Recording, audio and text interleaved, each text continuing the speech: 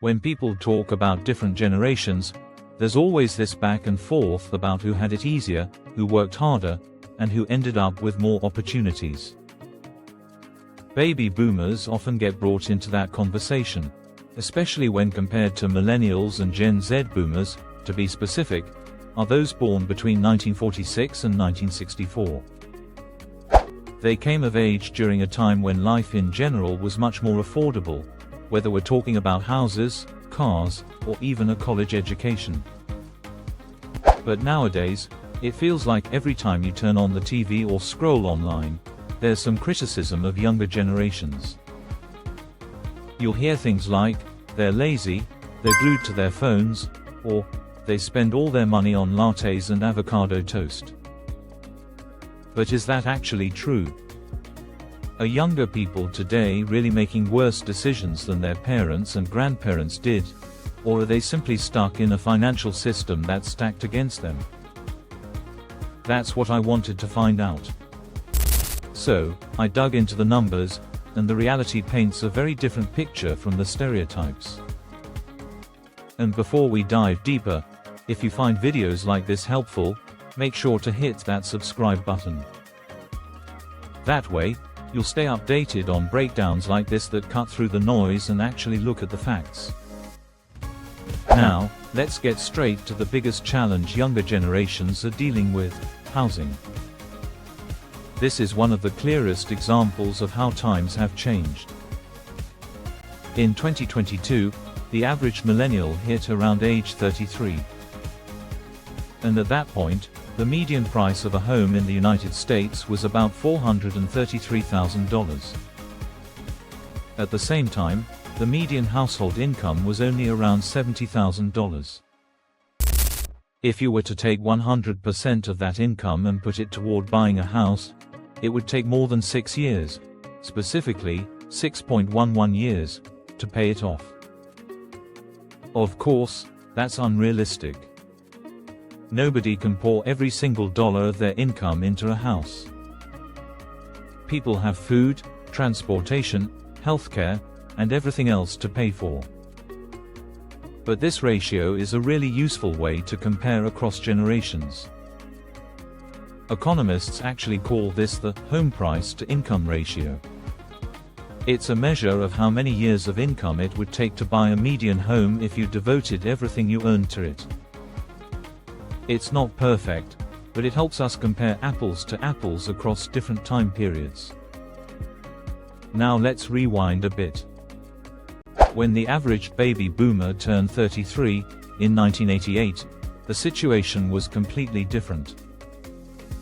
The median home cost back then was about $110,000. Meanwhile, the median household income was around $27,000. That works out to about 4 years of income to buy a house. 4 years versus 6 years might not sound like a huge difference, but in reality, that's enormous. And remember, in the 1980s, many high earners could buy homes with just a year or two of wages. To put that in perspective, historically, US homes usually cost about 5 times the average household's yearly income. During the housing bubble leading up to the 2008 financial crisis, that ratio spiked to around 7, which economists at the time said was unsustainable. But today, in many parts of the country, the ratio is even higher than it was during the bubble years. And it's not just the US. If we look at the United Kingdom, housing affordability looks even worse. In fact, people in the UK have been living with home price to income ratios over 7 for the past decade. Recently, it's even crossed into the territory of 9. So for those of you watching from the UK, the situation is even tougher than in the States. Let's visualize this for a moment. Imagine 2 lines on a graph, one representing household income and the other representing home prices. From about 1955 all the way to the early 2000s, income generally tracked above housing costs. That meant people's earnings were at least keeping up, or even outpacing, the price of a home. But as we got closer to the 2008 crash, that flipped. Housing prices shot above incomes, creating the bubble. After the crash, prices came back down a bit, but in recent years, they've skyrocketed again, way past where incomes have grown. And that's where the younger generation finds themselves now, staring at housing markets that feel completely out of reach. And if you thought that was shocking, here's another way to look at it: inflation versus home prices. From 1970 through today, the cost of everyday goods has steadily risen, which makes sense because inflation gradually increases prices over time. But when you compare that to the cost of housing, the difference is staggering. Housing hasn't just kept up with inflation, it has completely outpaced it. According to data from the Bureau of Labor Statistics, if you spent $100,000 on a home in 1990, the equivalent cost today would be about $377,000. But if you spent $100,000 on everyday goods and services back then, today it would only take about $231,000 to buy the same things. That gap shows that home prices aren't just climbing, they're exploding. So why did boomers have it easier? There are a couple of big demographic and social reasons. First off, there was simply less competition. In the 1970s and 1980s, the US population was smaller, and the demand for homes wasn't as intense. Fewer buyers meant prices were more manageable. On top of that, baby boomers tended to marry earlier in life compared to millennials and Gen Z. A married couple meant two incomes going toward household expenses, which made it much easier to afford big purchases like a home. Today, many young adults are staying single longer, delaying marriage, or even living with their parents well into their late 20s or early 30s. A study from the Pew Research Center shows that about 45% of millennials don't live independently with their own families. Compare that to previous generations, where 69% or even 85% of people were living with their own families by the same age. That's a massive cultural shift, and it has ripple effects on the economy. Another critical factor is education. Back when boomers were in college, tuition costs were dramatically lower. Many could attend a 4-year university without taking on crushing debt. Today, student loan balances have ballooned, leaving younger generations with less disposable income to put toward housing or investing. We'll talk more about education and debt in a bit, but it's already clear that this plays a huge role in why millennials and Gen Z feel financially squeezed. Now, if we pause here and really think about it, the narrative that younger people are just bad with money doesn't hold up when you look at these numbers. Yes, some might spend on trendy items, subscriptions, or experiences, but the real problem is systemic. The basic building blocks of financial security, like buying a home, are so much further out of reach now than they were for boomers. And the numbers back that up, no matter how many avocado toast jokes get thrown around. And this is just scratching the surface. Housing is one piece of the puzzle, but as we'll see, education costs, student debt, and even wage growth all add to the challenges today's younger generations face compared to the baby boomers. When we talk about financial struggles facing millennials and Gen Z, there's one topic that keeps coming up again and again: education. More specifically, the cost of higher education and the mountain of student debt that follows so many people for decades. Think about this for a second. Today, whether you're looking at private schools or public universities, the cost of tuition can range anywhere from just a few $1,000s a year, all the way up to $50,000 or more per year. And that doesn't even include room, board, books, and the countless other expenses that come with going to college. The result? Collectively, Americans now owe around $1.7 trillion in student loan debt. Trillion, with a T, that's not just a big number, it's a crisis. If we zoom out and compare the past 30 years, the numbers are even more shocking. Between 1991 and 2021, tuition costs didn't just creep up, they more than doubled.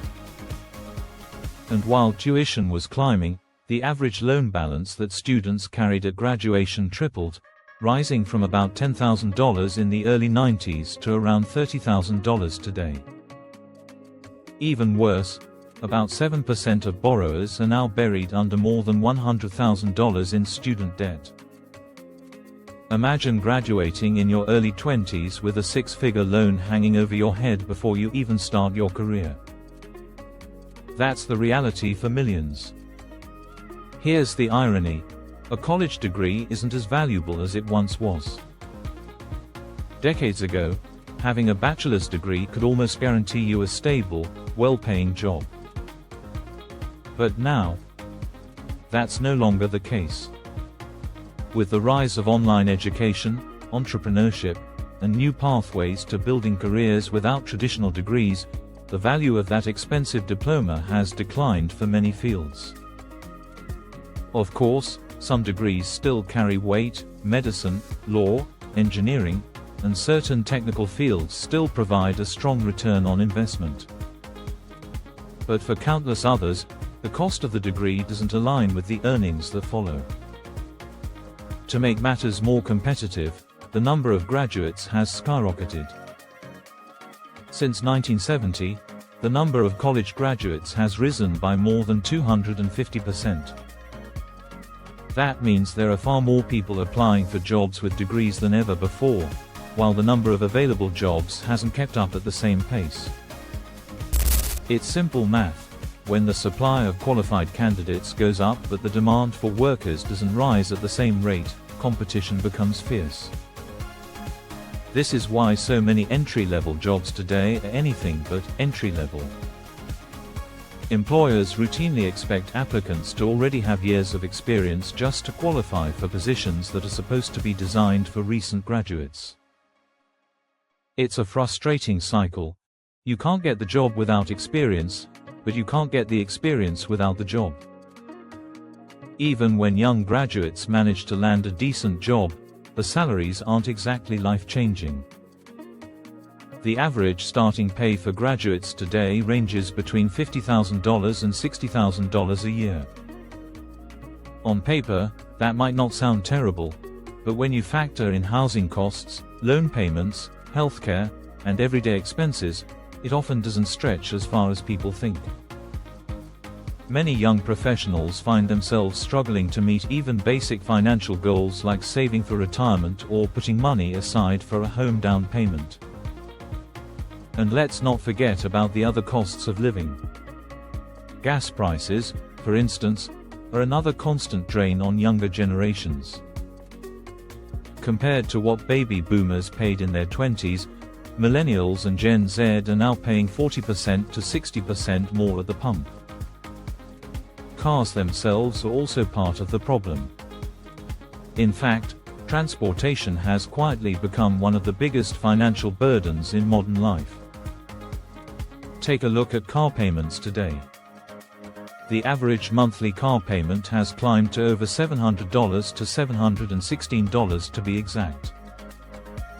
And the average loan term has stretched to nearly 6 years, around 69 months. That's half a decade of paying off just one vehicle, and it's happening at a time when interest rates for auto loans are some of the highest they've been in decades. This isn't just about cars. It's a reflection of how much more reliant Americans have become on debt to maintain even a basic lifestyle. Add in record levels of credit card debt and auto loan debt, and it's no surprise that many Millennials and Gen Zers feel like they're barely keeping their heads above water. It's not just about laziness, distractions, or poor choices. The system is different, the costs are higher, and the challenges are harder. Now, to be fair, it's not all doom and gloom. society has advanced in many ways. Social progress, technological innovation, and expanded opportunities for connection are things boomers didn't have in their younger years. But the financial picture is undeniably tougher for younger generations, and that reality forces us to think differently about money. So let's shift gears for a moment.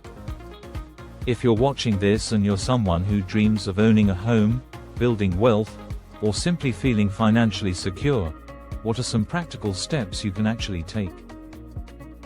One of the most important rules to keep in mind is the 30% rule. Traditionally, financial experts have recommended that your housing costs, whether rent or a mortgage, should not exceed 30% of your gross income. The logic is simple. If you keep housing costs within that boundary, you'll have room in your budget for everything else, like food, healthcare, utilities, and savings. So, if you earn $50,000 a year, you'd aim to spend around $1,250 a month on rent or housing expenses. Of course, this is easier said than done, especially in major cities where rent has soared far above what many people can reasonably afford. But even if you can't stay under 30%, just being aware of that benchmark helps you understand how much flexibility you really have in your budget.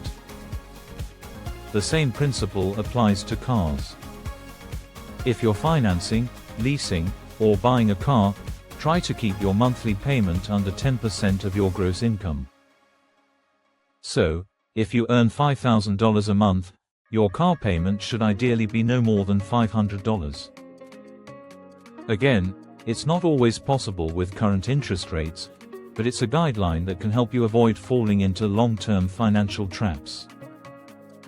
Beyond just managing expenses, another crucial piece of the puzzle is investing. It doesn't have to be overwhelming. You don't need to be a Wall Street expert to get started. One of the most powerful tools available to individuals in the US is the Roth IRA. It's a retirement account where your contributions grow tax-free.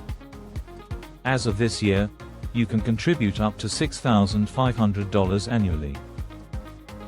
Now, here's where it gets exciting. Let's say you contribute just $250 a month to a Roth IRA. Over 40 years, with average stock market returns, that investment could grow to nearly $940,000.